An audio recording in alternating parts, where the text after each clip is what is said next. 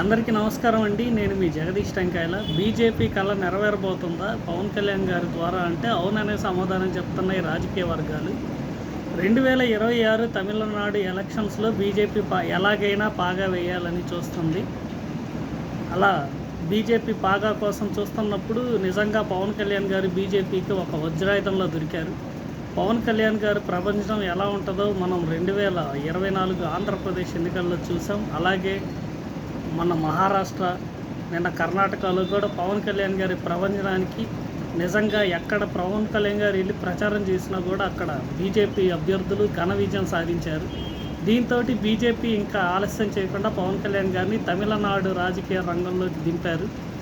ఇది మొన్న సుబ్రహ్మణ్యేశ్వరుడు స్వామి భక్తులు కలవడానికి పవన్ కళ్యాణ్ గారు బహిరంగ సభ ఏర్పాటు చేసినప్పుడు అక్కడ పవన్ కళ్యాణ్ గారి స్పీచ్కి అభిమానుల నుంచి వస్తున్న స్పందన కానీ, అక్కడ నాయకులు పవన్ కళ్యాణ్ గారిని రిసీవ్ చేసుకున్న విధానం కానీ, ఇవన్నీ తరచూ గమనిస్తున్న బీజేపీకి పవన్ కళ్యాణ్ గారు స్టార్ క్యాంపెయినర్ రూపంలో దొరికాడని బీజేపీకి ఒక ప్లస్ పాయింట్ అవ్వచ్చు.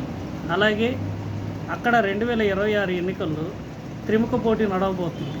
ఒకటి డిఎంకే, 2 అన్నా డిఎంకే, బీజేపీ.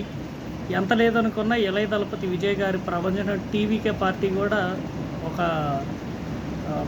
కీలకమైన పాత్ర పోషించబోతుంది. ఎంత కాదనుకున్నా అక్కడ ఎస్సీ సామాజిక వర్గపు ఓట్లు అధికంగా విజయ్ గారికి పడే అవకాశం ఉంది. ఎస్సీ ఓట్లు మరియు యువత ఎక్కువ విజయ్ గారి సిద్ధాంతాలకి ఆకర్షితులు అవుతున్నారు.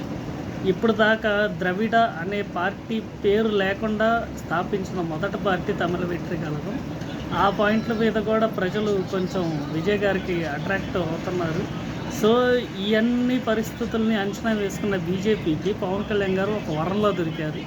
పవన్ కళ్యాణ్ గారిని రేపు స్టార్ క్యాంపెయినర్గా, ఇక సంవత్సరం ముందు నుంచే పవన్ కళ్యాణ్ గారిని స్టార్ క్యాంపెయినర్గా ఉపయోగించుకోవాలని బీజేపీ వాళ్ళు నిర్ణయించుకున్నదే తడవుగా పవన్ కళ్యాణ్ గారి చేత మరిన్ని బహిరంగ సభలు పెట్టించి తద్వారా బీజేపీ వాళ్ళు లాభ పొందాలని, తమిళనాడులో ఎస్టాబ్లిష్ అవ్వాలని కళ్ళగంటున్నారు. ఈ బీజేపీ వాళ్ళకి పరిస్థితి ఏంటంటే జనరల్గా హిందూ సిద్ధాంతం మీద డిపెండ్ అవుతుంటారు. అలాగా డిఎంకే పార్టీ ఉప ముఖ్యమంత్రి ఉదయనిధి స్టాలిన్ గారు హిందూ మతాన్ని, సనాతన ధర్మాన్ని డెంగ్యూతో పోల్చడం ద్వారా బీజేపీ వాళ్ళకి తమిళనాడులో ఎస్టాబ్లిష్ అయ్యే ఛాన్స్ దొరికింది. సో దీనికి తోడు పవన్ కళ్యాణ్ గారి ఇమేజ్ మరింత ప్లస్ అవునుంది. చూద్దాం రేపు 2026 ఎలక్షన్స్లో బీజేపీ ఏ మేరకి ప్రపంచానికి చూపిస్తుంది. Thank you.